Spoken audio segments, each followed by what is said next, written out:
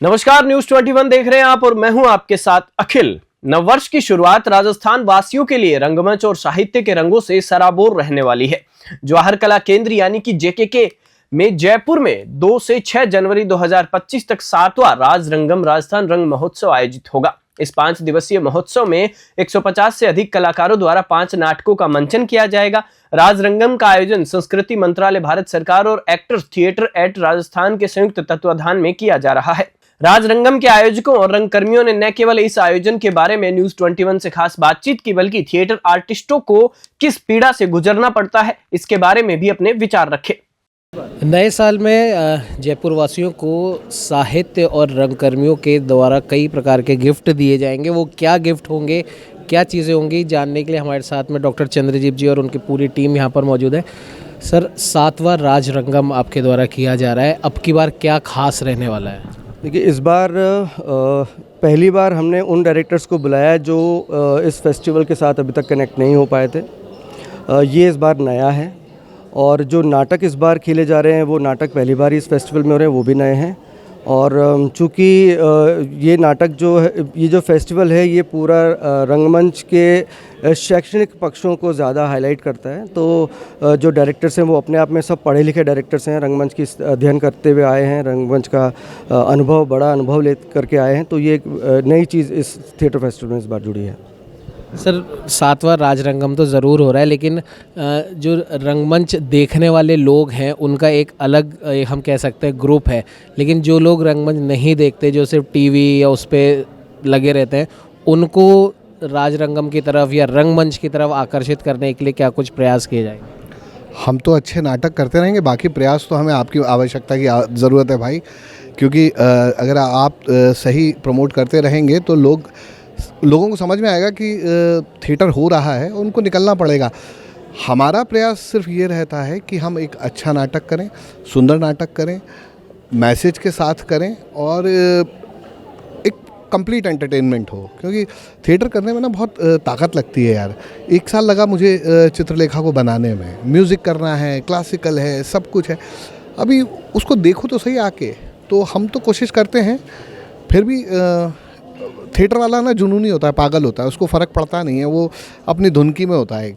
तो हम करते हैं, जो इतने लोग आते हैं हम उनका धन्यवाद देते हैं, जो नहीं आते हैं उनसे कहते हैं आइए, देखिए, समझिए, थिएटर में मज़ा आएगा। Thank you. आपके द्वारा भी एक प्ले इसमें डायरेक्ट किया जा रहा है, क्या वो प्ले और उसमें क्या कुछ होगा?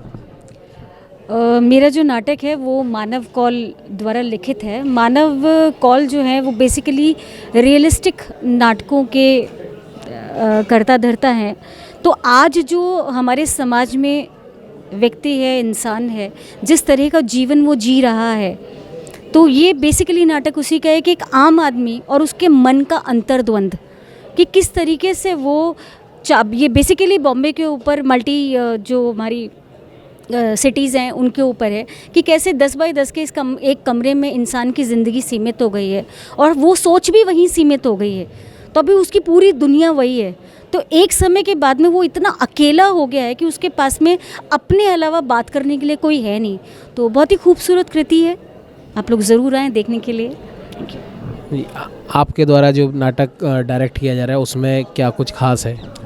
उस नाटक का नाम है an enemy of the people. आज से लगभग 150 साल पहले हेनरिक इब्सन ने लिखा था ये नाटक, जिनको फादर ऑफ रियलिज्म कहा जाता है।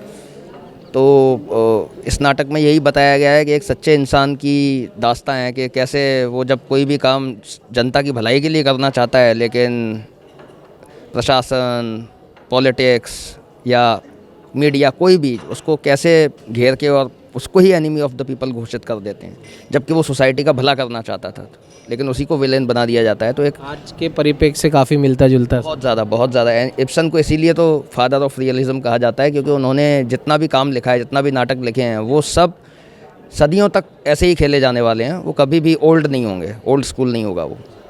मैम, जिस प्रकार से आपने बताया कि जो मल्टी सिटीज़ हैं और उन मल्टी सिटीज़ में जो मल्टी स्टोरीज़ में जो रहने वाले लोग हैं 10 बाई 10 में, उनकी समस्याओं को लेके और वो क्योंकि अकेला रह जाता है, उसके अकेलेपन को लेके आपका नाटक प्रदर्शित किया जाएगा। तो और क्या कुछ इसमें रहेगा? नहीं, मैं एक्चुअली बात कर रही थी कि जो सवाल आपने धीरज जी से पूछा, मैं उसका जवाब देना चाह रही थी कि आपने बोला कि आप ऑडियंस मतलब लोग कैसे देखने के लिए एक आएंगे? प्रकार के ऑडियंस हैं जो थिएटर को एंजॉय करते हैं, उनकी जो संख्या है, जैसे धीरज सर ने बताया कि भाई जो रंगकर्मी होते हैं जुनूनी होते हैं, उन्हें फ़र्क नहीं पड़ता कि जितने लोग आए उनके लिए उतने ही बहुत हैं, लेकिन फिर भी कहीं ना कहीं अगर ऑडियंस ज़्यादा होगी तो जो रंगकर्मी होता है, जो कलाकार होता है, उसके लिए भी अच्छा होगा।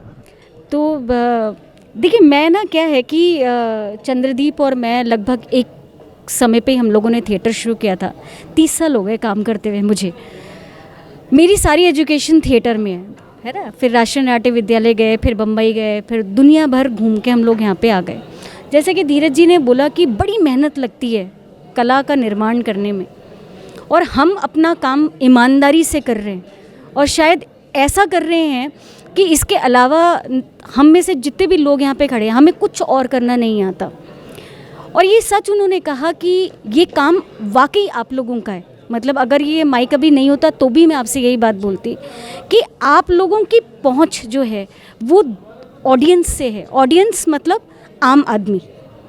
हम एक नाटक करते हैं तो ज़्यादा से ज़्यादा क्या होगा कि हमारे घर वाले देखने के लिए आ जाएंगे, रिस्पेक्ट में कि हमारा बच्चा इतनी मेहनत कर रहा है। हमारे दोस्त देखने के लिए आ जाएंगे, हमारे बाकी रंगकर्मी साथी देखने के लिए आ जाएंगे कि धीरज भाई ने क्या किया, योगेंद्र ने क्या किया, संकेत ने क्या किया, चंद्रदीप ने क्या किया। ये रिस्पेक्ट है जिसकी वजह से हम थिएटर को यहाँ तक लेकर आ गए। लेकिन अखबारों के माध्यम से, टीवी के माध्यम से, सोशल मीडिया के माध्यम से जो नए दर्शक बन रहे हैं, जो कला प्रेमी बन रहे हैं, उनकी वाकई ही जो जिम्मेदारी है वो शायद आप लोगों की है। मैं ये नहीं कह रही कि आप लोग वो काम ईमानदारी से नहीं कर रहे, लेकिन शायद पूरी तरह से नहीं कर रहे। क्योंकि सर मेरी बात पूरी करने दीजिए है कि क्या है कि हम अपना घर भी चलाते हैं, हम अपने बच्चों को भी पाल रहे हैं, हम उसके साथ में अपना काम कर रहे हैं क्योंकि यही हमारा ऑक्यूपेशन है। और हम 9 से 5 की नौकरी नहीं करते हैं, हमारे पास में काम करने का कोई वर्किंग आवर्स नहीं है। तो हम इसीलिए जो मैंने कहा ना कि हम अपना काम जुनून और ज़िम्मेदारी से भी 2 कदम आगे बढ़ के कर रहे हैं, लेकिन फिर भी हम हर किसी का दरवाज़ा नहीं खटखटा सकते। हम हर किसी को, हम अपने पड़ोसी को भी नहीं बोल सकते कि आओ और नाटक देखो। वो आपका काम है, वो वाकई ही जर्नलिस्ट का काम है। वो इसीलिए है क्योंकि अखबार हर घर में चाय के साथ अखबार खुलता है। तो क्या ऐसा हो उस न्यूज़ में कि अगर वो जूते का सेल लगा है मानसरोवर में 3 दिन के लिए, तो वहाँ पे औकात से ज़्यादा लोग पहुँच रहे हैं और वहाँ भगदड़ मच रही है। एक फ़िल्म रिलीज़ होती है, फ्लॉप फिल्म रिलीज़ होती है, वहाँ पे लोग भरे हुए हैं, है ना। वो WTP में, GT में ऐसा क्या है जिसके लिए पब्लिक अपने घर से बच्चों को खींच खींच के ले जा रही है, वो कहाँ पे क्या मुझे नहीं पता। तो नाटकों में क्यों नहीं ला रही? तो इसका मतलब है कि जो पब्लिसिटी थिएटर की पब्लिक तक होनी चाहिए, शायद वो नहीं हो रही। आपके इस बात पे एक सवाल मेरे मन में आया, जितने भी थिएटर आर्टिस्ट रहे हैं जो कमर्शियली भी सक्सेसफुल हुए हैं, भले ही वो नसरुद्दीन शाह हो, जयपुर के ही इरफान हो, लेकिन कहीं ना कहीं जब वो लोग एक बार कमर्शियली सक्सेसफुल हो जाते हैं और फिर वो कोई थिएटर करते हैं, तब लोगों की संख्या बढ़ती है। इस पर क्या कहेंगे? ये वही है सर, वो जूतों की सेल ही है कि वो जो पमा का और रीबॉक का वो शोरूम खोल के बैठे हैं ना, ये वो पब्लिक वहाँ नहीं जाएगी क्योंकि उनको छूट नहीं मिल रही ना, उनको सेल नहीं मिल रहा। मेरा सवाल मैम ये बिल्कुल, क्योंकि मैं बिल्कुल समझ रहा हूँ, दुकानों पे जाके नहीं खरीद रहे। सच्चाई बात क्या है, मैं इनकी बात ऐड कर देता हूँ, वो है ग्लैमर की दुनिया। आपने एक बार ग्लैमर में आ गए ना तो वहाँ आ जाता है पैसा। हम लोग अभी उस दुनिया में गए नहीं ना, तो हमको वो आवश्यकता नहीं है, हम जाके आ चुके हैं। धीरज भाई सुनिए मेरी बात कि नसीर साहब का और राणा का प्ले देखना और क्या कहते हैं इरफान खान का प्ले देखने के लिए आपकी वो पब्लिक नहीं है जो यहाँ पे नाटक देखने के लिए आ रही है। उनके 4000, 5000, 2000 का टिकट खरीद के देखने की औकात नहीं है लोगों के लिए। तो वो दर्शक वर्ग तो अलग ही है।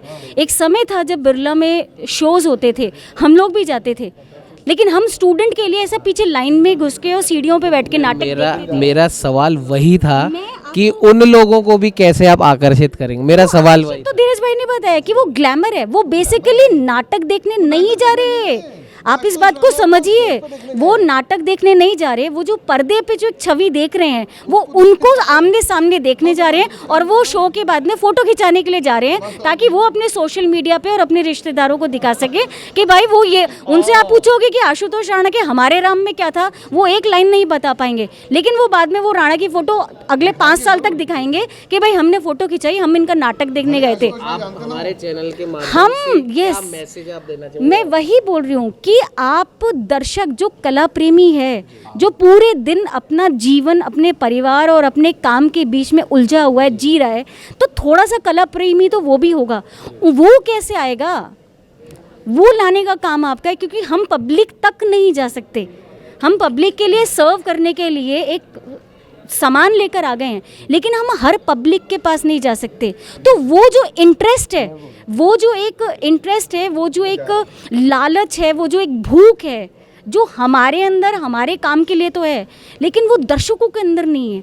वो भी आना चाहता है, मैं ये नहीं बोल रही कि नहीं आना चाहता वो, लेकिन उसके पास में माध्यम नहीं है। वो पैदा करना पड़ेगा, और वो वाकई वो आप ब्रिज हैं। आप सभी लोग, ये जो इतने सारे लोग बैठ के पूछ रहे हैं कि इस बार राजरंगम में अलग क्या है, तो मैं सच में उनसे जानना चाहती हूँ कि इस बार ऑडियंस में अलग कौन है। नाटक तो हम ले आएंगे, युवा का भी ले आएंगे, वरिष्ठ का भी ले आएंगे, जी। जो नॉन थिएटर वाला है उसका भी। चंद्रजीत जी भी इसमें कुछ ऐड करना चाहेंगे? बिल्कुल। सुनीता जी ने जो बात को रखी है, उसी बात के अंदर मैं अपना एक एग्जाम्पल कोट करना चाहता हूँ। एक्चुअली मिनिस्ट्री ऑफ कल्चर से 2023 में कालपुरुष नाटक सैंक्शन हुआ था। तो उस वक्त मेरा माइंड पूरा ब्लैंक था कि कैसे एग्जीक्यूट होगा, कैसे चीज़ें बनेगी। फॉर्चुनेटली मुझे सूचना मिली कि चित्तौड़ में 1 और 2 अप्रैल को एक सावरकर जी पर सम्मेलन होने जा रहा है। तो मेरा इंटरेस्ट हुआ कि मुझे वहाँ जाना है, क्योंकि इस नाटक के अंदर जिन्होंने एक्सपर्ट कमेंट किया है वो उस एक्टिविटी को ऑर्गेनाइज़ कर रहे थे। वो तो मेरे लिए बहुत इंटरेस्टिंग था। मैंने वहाँ पे जाकर के रणजीत सावरकर जी से मिला, जो सावरकर जी के पोते हैं, और बहुत सारे लोगों से मेरी मुलाकात हुई, बहुत भेंट हुई, बहुत सारा ज्ञानवर्धन मेरा हुआ। बट मेरे दिमाग में ये था कि हम कर तो रहे हैं, लेकिन हम इतनी ऑडियंस को बुला पाएंगे क्या? क्योंकि मैं नाटक करूँगा, नाटक डिज़ाइन करूँगा, एक्ट करूँगा, तो फिर मैं मार्केटिंग कैसे करूँ? तो उस वक्त वहाँ पर एक टीम जुड़ी हमारे साथ में। तो उन्होंने कहा कि हम भी एक फेस्टिवल, एक दिन का एक्टिविटी बिरला ऑडिटोरियम में कर रहे हैं, तो उसमें आप नाटक कर लो। तो हम ऑडियंस को बुलाएंगे, हमने मेंबर्स को बुलाएंगे, और आपका नाटक हो जाएगा। तो ऐसे करके वो टीम जुड़ी, और ऐसे करके वो पूरा हाउस पैक हुआ। अदरवाइज़ हम ये सोचें कि सिर्फ नाटक करने वाला अपने दम पर ही ऑडियंस को भी ले आएगा, क्योंकि हमारे पास बजट की लिमिटेशन होती है, बहुत लिमिटेशन होती है। अब यही कमर्शियल एक्टिविटीज़ करते हैं, स्पॉन्सर्स होते तो हम बात सोच भी लेते, बट हमारा तो माध्यम आप ही हो। और आपदा प्रबंधन की भी आपने बात कही थी, उसको कैसे? आपदा प्रबंधन का जो मेरा विषय है ये अभी का नहीं है। 2020 में जब कोविड आया था, तो उस वक्त दिमाग में एक थॉट आया था, और मैंने ऑनलाइन लेवल पे बहुत सारी एक्टिविटीज़ की थी, पूरे प्रदेश के कलाकारों को कनेक्ट करने की कोशिश की थी। उस वक्त ऑनलाइन फॉर्मेट बना करके लगभग 700-800 कलाकारों का डाटा भी मेरे पास आया था। वो मैंने बैक टू बैक गवर्नर साहब को भी भेजा था, सीएम साहब के भी यहाँ पे ऑफिस में भेजा था। बट शायद उसका कहीं ना कहीं इफेक्ट ये आया कि बाद में स्टेट गवर्नमेंट ने भी उसको एक कलाकारों को डाटा का एक फॉर्मेट बना करके सर्कुलेट किया था। तो तभी से था, क्योंकि उस वक्त जो सिचुएशन हम देख रहे थे, कलाकार के पास काम नहीं था, और जब तक कलाकार को काम नहीं मिलेगा तब तक उसका घर नहीं चलेगा। जब तक दर्शक खुद को सुरक्षित महसूस नहीं करेगा तब तक उसका काम देखने नहीं आएगा। ऐसे में हम क्या करें? क्या हम ख़त्म कर दें सारी चीज़ें, या फिर हम कोई नई चीज़ सोचें? तो उस वक्त एक थॉट जनरेट हुआ था, और ये थॉट था कि क्यों ना इस तरह की कोई पॉलिसी मेकिंग की तरफ जाया जाए। हालांकि हमें ये भी पता है कि कलाकार सहायता कोष राज्य सरकार ने बना रखा है, और एक कहीं से सूचना भी मुझे मिली थी कि उसमें कोई 35 करोड़ रुपया उस वक्त इकट्ठा था, लेकिन उसको किस तरह से यूज़ किया गया, कितना पैसा पहुंचा कलाकारों तक, ये आज भी एक शोध का विषय है। कि 2,500 रुपये और 5,000 रुपये दे करके हमने नीतिश्री कर ली, सोच लिया कि कलाकार की मदद हो गई। उसमें भी परिवार का सिर्फ एक सदस्य को ही मदद मिलेगी, उसमें भी उसकी वार्षिक आय अगर 1,40,000 रुपये से कम है तो ही उसके लिए एलिजिबल है। तो इतना कॉम्प्लिकेटेड क्यों? क्या हम नागरिक नहीं है क्या राज्य के? क्या हम वोट नहीं देते सरकार को? क्या हमारा इस राज्य में जीने का अधिकार नहीं है, इस देश में जीने का अधिकार नहीं है? कलाकार वो धुरी है जो सोसाइटी को बैलेंस करती है। सोसाइटी में नई चीज़ों को लेकर के जाती है, सांस्कृतिक आदान प्रदान करती है। और यही वो कलाकार है, जब जब जब विदेश से टूरिस्ट हमारे यहाँ आता है तो हम इन्हीं कलाकारों को सामने खड़ा कर देते हैं और कहते हैं कि देखो साहब, हमारी कला संस्कृति ये इतना रिच राजस्थान है। जब हम उसकी बात करते हैं तो फिर कलाकार को क्यों नहीं देखते हैं? उनको भी देखना चाहिए। कलाकार बेचारा किस कदर अपनी तपस्या करता है, जीवन भर लगा देता है, अपनी कला जो शैली है उसको पल्लवित और पोषित करने के लिए पूरा जीवन झोंक देता है। तो क्या हमारा इतना फ़र्ज़ नहीं बनता कि हम उनके बारे में सोचें? तो यही सब सोच करके ये थॉट में आया था। फिर मैंने 2020 में भी टैगोर स्कॉलरशिप के लिए अप्लाई किया था। 2021 में जब लिस्ट आई थी उसमें मेरा रिजेक्शन पे नाम पे था, रिजेक्टेड लिस्ट में नाम में था। लेकिन वो अच्छी बात ये थी कि उस विषय पर डिस्कशन हुआ था, मिनिस्ट्री ऑफ कल्चर में डिस्कशन हुआ था। चूँकि राजस्थान के 2 वरिष्ठ रंगकर्मियों को फेलोशिप मिल गई थी, इस वजह से उन्होंने मुझे उस वक्त रोक दिया था। बट मैंने दोबारा से उसको अप्लाई किया और इस बार मुझे कंसिडर किया।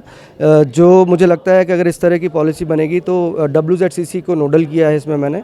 और WZCC के जो क्राइटेरिया में आने वाले स्टेट्स हैं, राजस्थान है, गुजरात है, महाराष्ट्र, गोवा है, यहाँ के कलाकारों से इंटरेक्शन करके, कलाकारों से बातचीत करके उस शोध कार्य को पूरा करने का मेरा प्रयास रहेगा, ताकि कलाकार खुद बताएंगे कि उन्हें किस तरह का आर्ट एंड कल्चर चाहिए।